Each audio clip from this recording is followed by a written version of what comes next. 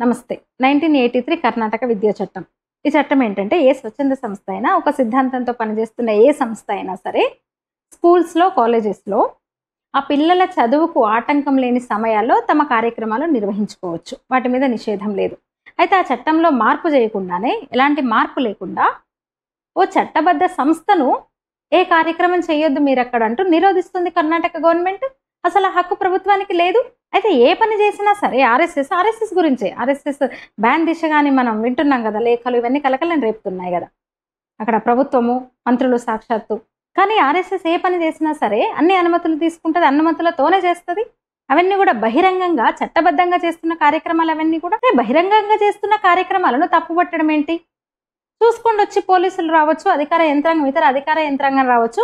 ఇప్పుడు ఏదైతే ఆరోపణలు చేస్తున్నాడో బ్యాన్ చేయాలంటూ లేఖలు రాసిన సిద్ధరామయ్య కొడుకో, ప్రియాంక ఖర్గే, మల్లికార్జున ఖర్గే కొడుకో ఇవన్నీ అంటున్నారు కదా, బహిరంగంగా నిర్వహిస్తుంది, వాటిని రద్దు చేయాలి, బ్యాన్ చేయాలి, అనుమతి ఇవ్వకూడదు అంటూ తప్పు పడుతున్నారు కదా. వెళ్ళి చూడండి మీరు, ఏంటి ఆర్ఎస్ఎస్ శాఖ నడుస్తుంది, వెళ్ళి చూడండి, పోలీసులతో పాటు వెళ్ళండి. నిజంగా వాళ్ళు చేస్తున్నవి, ఆర్ఎస్ఎస్ చేస్తున్నది రాజ్యాంగ విరుద్ధమే అయితే, చట్ట విరుద్ధమే అయితే చర్య తీసుకోవచ్చు. అంతేగాని తాలిబాన్లంటూ, పిల్లల్ని పాడు చేస్తున్నారంటూ, బ్రెయిన్ వాష్ చేస్తున్నారంటూ ఇష్టం వచ్చినట్టు మాటలు, వాళ్ళ మాటలు, ప్రియాంక ఖర్గేవి అట్లాగే సిద్ధరామయ్య కొడుకువి. అంటే ఇంత కుట్రనా, ఇంత అపీజ్మెంట్ పాలిటిక్సా? ఏముంది దాంట్లో? ఇది తప్ప కుట్ర కాక ఇంకేముంది చెప్పండి? ఏ అనుమతులు తీసుకోవాలో ఆ అనుమతులు తీసుకునే శాఖను నడుపుతుంది ఆర్ఎస్ఎస్ శాఖ నడుస్తుంది, అనుమతి లేకుండా నడవదు. స్కూల్ అయితే సదరు హెడ్ మాస్టర్ పర్మిషన్ తీసుకుంటారు, పార్క్ అయితే సదరు అధికారుల పర్మిషన్ తీసుకుంటారు. అంటే ఏంటి నేరం ఏంటి అసలు? దేనికి నిషేధించాలి? కాషాయ ధ్వజాన్ని పెట్టడం నేరమా అక్కడ? ఆడడం నేరమా? కేల్కూదు నేరమా అక్కడ? నిషేధమా? భారత్ మాతకి జై అనడం నిషేధమా ఈ దేశంలో? ఏది డిఫెండ్ చేయండి, అసలు ఏంటనేది నిర్వచించండి. ముఖ్యమంత్రి ఆ స్థాయి మంత్రులు నిర్వచించండి అసలు ఏంటో. ఆర్ఎస్ఎస్ చేస్తున్న నేరం ఏంటి, చట్ట విరుద్ధం ఏంటి, దోషం ఏంటి, ఎందుకు వాళ్ళది అపరాధం అవుతుంది, ఎందుకు వాళ్ళు దోషులు అవుతారు, శిక్షార్హులు అవుతారు, ఎందుకు బ్యాన్ చేయాలి ఆ కార్యక్రమాలని, ఏ రకంగా చట్టవిరుద్ధంగా వాళ్ళు వ్యవహరిస్తున్నారో చెప్పాలి కదా. ఇంత చీప్ పాలిటిక్సా? ఒక ముఖ్యమంత్రి, మంత్రుల స్థాయి వాళ్ళు మాట్లాడాల్సిన మాటలా ఇవి? ఆ కమ్యూనిస్టులు అంతే నాశనం అయిపోయారు. త్రిపురలో, వెస్ట్ బెంగాల్లో నాశనం అయిపోయినారు. చట్టవిరుద్ధంగా ప్రవర్తిస్తున్నది ఎవరు ఇక్కడ? కర్ణాటక విషయంలో ప్రభుత్వం కాదా, మంత్రులు కాదా? రాజ్యాంగ విరుద్ధంగా, అంటే ఒక చట్టబద్ధంగా నడుస్తున్న సంస్థ పట్ల ఇలాంటి వ్యాఖ్యలు చేయడం ద్వారా, ఇలాంటి నిషేధాలు విధించడం ద్వారా చట్టవిరుద్ధంగా వ్యవహరిస్తున్నది, చట్టవిరుద్ధమైన మాటలు మాట్లాడుతున్నది ఎవరో అర్థమవుతోంది కదా. అధికారంలో ఉన్న పార్టీ నాయకులేమో చట్టవిరుద్ధంగా వ్యవహరిస్తున్నారు, చట్ట పరిధిలో ఆ సంస్థ పనిచేస్తుంది.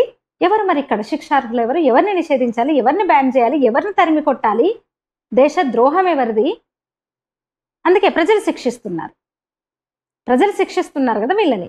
అరే ఇవి నిషేధిత చర్యలు అని నిర్వచిస్తే అప్పుడు ఓకే. అరే చట్టం ఉంది కదా, బలుపు మాటలేంది అంటే రాజకీయ ప్రయోజనం కోసం, 4 ఓట్ల కోసం ఏది పడితే అది వాగితే ఆర్ఎస్ఎస్ని పెట్టుకున్నారు. బతికి బట్టగట్టిన దాఖలాలుండే, 100 ఏళ్ళుగా దిగ్విజయంగా 100 ఏళ్ల శతాబ్ది వేడుకలు చేసుకుంటుంది. అందుకే వీళ్ళకి కడుపుమంట.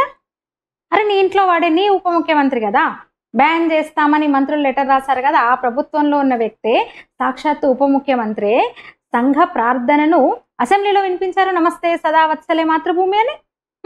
అట్లా ఇంకా పెరుగుతాయి, శాఖలు నడుస్తూనే ఉంటాయి. 1000 ఏళ్ల వేడుక దిశగా సంఘం ఇంకా అభివృద్ధి చెందుతుంది.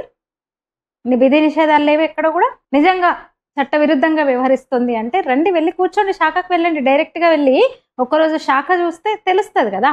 నిజంగా అక్కడ చట్ట విరుద్ధ పనులు, రాజ్యాంగ వ్యతిరేకంగా సంస్థ ఏమన్నా పనులు చేస్తుంటే కేసులు పెట్టొచ్చు, కేసులు పెడితే అయిపోయి. అట్లాగాక లేఖలు రాయడం ఏంటి? మంత్రులు అయ్యండి, ప్రభుత్వం మీరే కదా, చట్టం తీసుకురండి, చట్టాన్ని మార్చండి. కానీ చెయ్యరు, ఆ పని చేయరు. అలవాటే బురద చల్లడం, బట్టగా చిమ్మీదేయడం వీళ్ళకి అలవాటే అనమాట. వాళ్ళ నాయకుడికి అలవాటే. ఓటు చోరీ అన్నాడు, కోర్టుకు పోయిండు, కోర్టు మొట్టికాయలు వేస్తుంది. ఏంది ఆధారాలు ఏవి, నువ్వు చేస్తున్న దానికి ఆరోపణలకు ఆధారాలు అంటే ఏముండదు, వెన్ను చూపి బయటపడిపోతారనమాట. మళ్ళీ అదే పని పదే రిపీట్ చేస్తూ ఉంటారు. గాంధీని ఆర్ఎస్ఎస్ఏ చంపిందని కోర్టు ముందు మళ్ళీ సారీ చెప్పాడు. చంపిందనగానే కోర్టు మొట్టికాయలు వేస్తే సారీ చెప్పాడు. అంటే యథా మూర్ఖ తదా మూర్ఖ శ్రేణ అన్నట్టు. అంటే పెద్ద మూర్ఖుడు చుట్టూ చిన్న మురుకులు తయారయ్యారనమాట. అంటే డీకే మీద పడాల్సింది ఆర్ఎస్ఎస్ మీద పడి ముస్లింలను దువ్వడం కోసం అనమాట. అసలు శాఖ ఎట్లా ఉంటుంది, ఆర్ఎస్ఎస్ కార్యక్రమాలు ఏంటి అని తెలియని స్థితిలో మంత్రులు, ముఖ్యమంత్రి ఉండి ఇలాంటి మాటలు. అరే చట్టం చేయండి, అప్పుడు మాట్లాడండి, తప్పేందో పట్టుకోండి, అప్పుడు చూడండి. అటు ప్రియాంక ఖర్గే, ఇటు యతీంద్ర సిద్ధరామయ్య తాలిబాన్లతో పోల్చారు ఏకంగా ఆర్ఎస్ఎస్ని. సిద్ధరామయ్యకు రాసిన లేఖలో ప్రియాంక ఖర్గే అనేవాడు ఈ డిమాండ్ చేసిండనమాట. ఆర్ఎస్ఎస్ శాఖలు, సమావేశాలు, పిల్లలు, యువతలో విభజన భావాలంట. ఇది రాజ్యాంగ విరుద్ధము, సెక్యులర్ భావనకు విరుద్ధం, ఇది భారతదేశ ఐక్యతకు కూడా భంగం కలిగించేది. అతను రాసిన లేఖలో ఆర్ఎస్ఎస్ శాఖ కార్యకలాపాలు ప్రభుత్వ స్థలాల్లో జరుగుతున్నాయి. వాళ్ళు ఇచ్చే స్లోగన్స్ ఒక నెగిటివ్ ఐడియాలను వాళ్ళు ప్రచారం చేస్తున్నారంట. ఏం స్లోగన్ ఉంటుంది? భారత్ మాతాకి జై అంటారు. యువత మీద ప్రభావం, పిల్లల్లో బ్రెయిన్ వాష్ జరుగుతుందట. భారత్ మాతాకి జై అంటే రాజ్యాంగ విరుద్ధమా? అసలు తాలిబాన్లతో పోల్చడం ఏంది అసలు? అంటే 100 ఏళ్ళ ఆర్ఎస్ఎస్ 100 ఏళ్ళ ఉత్సవాలు చేసుకుంటుంటే కడుపు మండుతుంది వీళ్ళకి. కోర్టు కూడా వెళ్ళే దమ్ముండదు, ఏముండదు అక్కడ. 2 రోజులు హడావిడి చేయడము ఈ ముస్లిం ఓటు బ్యాంకు కోసం, అంతే, మైనార్టీ ఓటు బ్యాంకు కోసమే. అంటే కోర్టులు కూడా తప్పు చేస్తున్నాయని క్రియేట్ చేస్తారనమాట, వీళ్ళు క్రియేట్ చేయబోతారనమాట. ప్రభుత్వ ప్లేస్లో, ప్రభుత్వ స్థలాల్లో ఏం చేయాలనేది ప్రభుత్వాలు కొంతవరకే నిర్ణయించగలుగుతాయి. ఇదే ఇప్పుడు ఈ మాట అన్నారు కదా, ముస్లింలు సంతోషపడతారు, ఓట్లు వేయాలనుకుంటారు, వీళ్ళకే ఓట్లు. హిందువులు ఎవరో ఒకరు కోర్టుకు వెళ్తారు, బ్యాన్ చేయాలి, బహిరంగ స్థలాల్లో శాఖ నిర్వహించదు, ఆర్ఎస్ఎస్ కార్యక్రమాలు వద్దు అని చెప్తారు. కానీ కోర్టు అందుకు ఒప్పుకోదు. ఇది సరైనది కాదు, హక్కు ఉంది, ఇది చట్ట ప్రకారం, రాజ్యాంగ ప్రకారం ప్రజాస్వామ్యబద్ధంగా సంస్థ నడుస్తోందని చెప్తుంది. గతంలో చూసినాం కదా, నెహ్రూ, ఇందిరాగాంధీ, పివి ముగ్గురి హయాంలో ఆర్ఎస్ఎస్ని బ్యాన్ చేశారు. కానీ వాళ్ళ ఆరోపణలు నిలవలేదు, అవి తప్పని తేలింది. ఇప్పుడు బ్యాన్ కాదు కానీ కొన్ని స్థానాల్లో శాఖలు నడపొద్దట, కార్యక్రమాలు చేసుకోవద్దట ఇప్పుడు కర్ణాటక గవర్నమెంట్. అరే డీకే శివకుమార్ అసెంబ్లీలో ప్రార్థన చేశాడు, అంతర్గత కుమ్ములాటలో భాగంగా మీరు ఇప్పుడు ఇక్కడ కక్ష తీర్చుకోవాలనుకుంటే ఎట్లా? అసలు ఎవరు టార్గెట్? ఎవరు? సిద్ధరామయ్య, ఖర్గే, రాహుల్ బ్యాచ్. డీకే వాళ్ళలాగా బానిస కాదు, అంత ఎంతో కొంచెం హిందుత్వ భావజాలం ఉంటుంది. తను గర్వంగా చెప్పుకున్నాడు, నేను ఆర్ఎస్ఎస్ శాఖకు వెళ్ళేవాడిని, ఇప్పటికీ నా ఫ్రెండ్స్ ఉన్నారు అని సంఘ ప్రార్థన చదివాడు అసెంబ్లీలో. అది వీళ్ళకు కడుపు మంట. మొన్న ఒక బానిసలు వీళ్ళందరూ. హిమాచల్ ప్రదేశ్ సీఎం, సాక్షాత్తు సీఎం అంటాడు, ప్రియాంక వాద్రా హిమాచల్ ప్రదేశ్లో ఒక ఇల్లు కట్టుకుంటే, ప్రియాంక రాబర్ట్ వాద్రా ఒక ఇల్లు కట్టుకుంటే హిమాచల్ మీకు రుణపడి ఉంటుంది అంటాడు.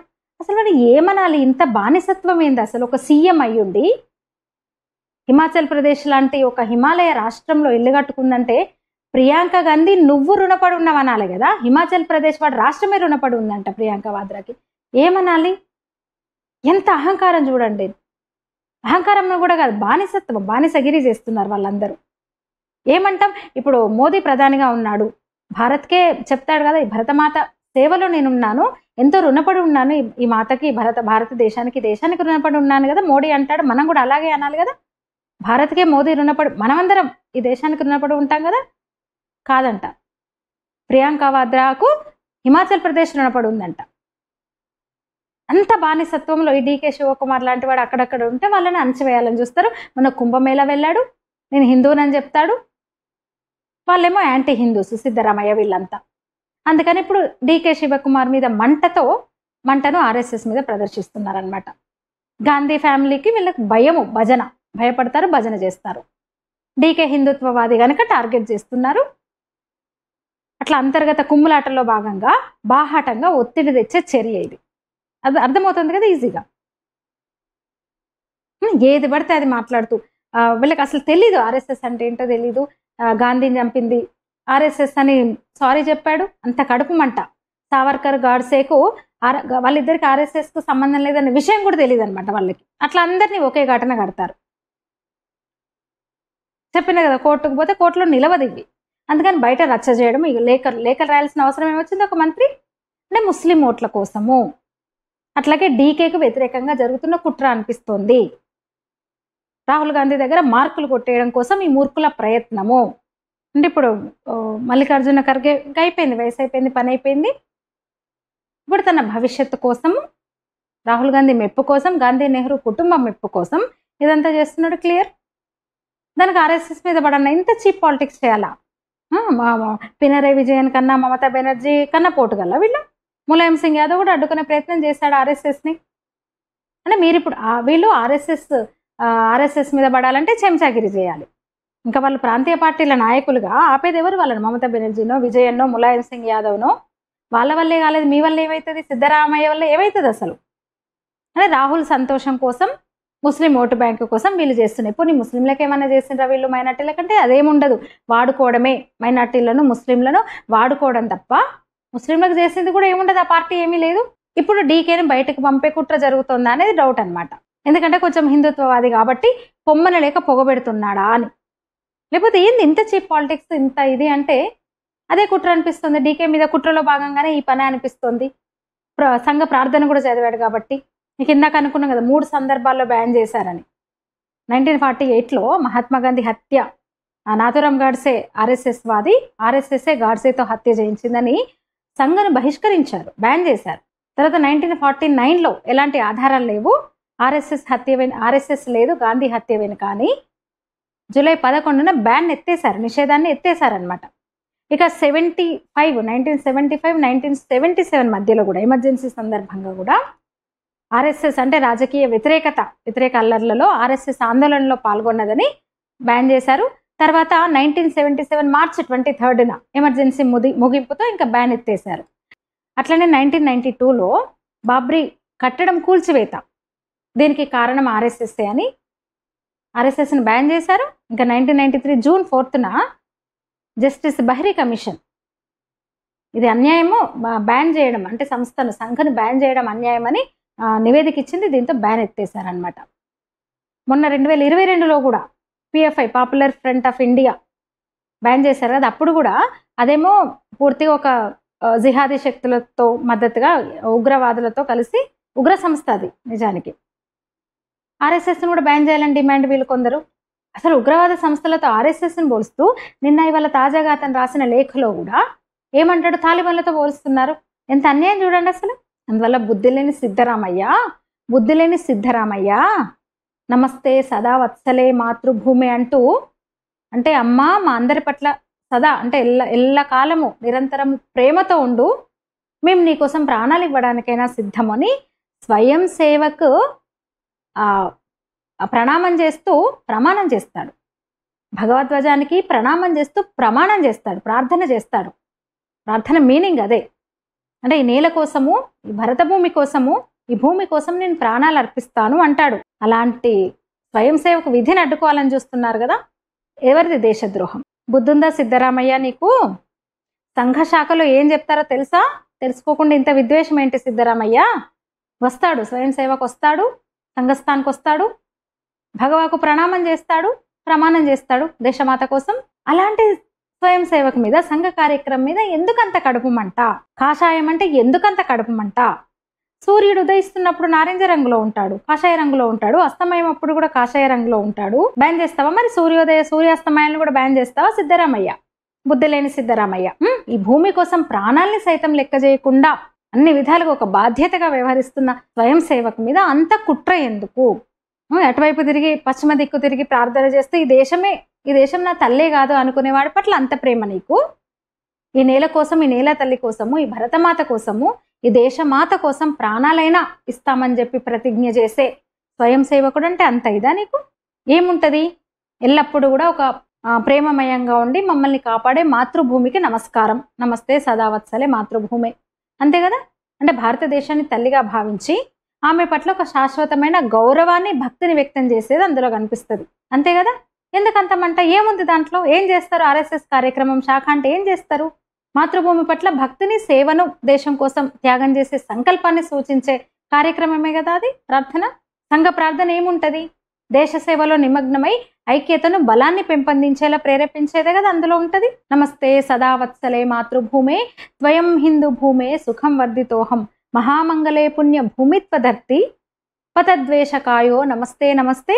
ఇంకా చివరిలో విధాయాస్య ధర్మస్య సంరక్షణం పరం వైభవం నేతు మేతత్ స్వరాష్ట్రం. ఏముంది దాంట్లో? బ్యాన్ చేయాల్సిన, అడ్డుకోవాల్సిన, నిషేధం విధించాల్సిన, నియంత్రించాల్సిన, నిర్మూలించాల్సిన అది ఏముంది దాంట్లో?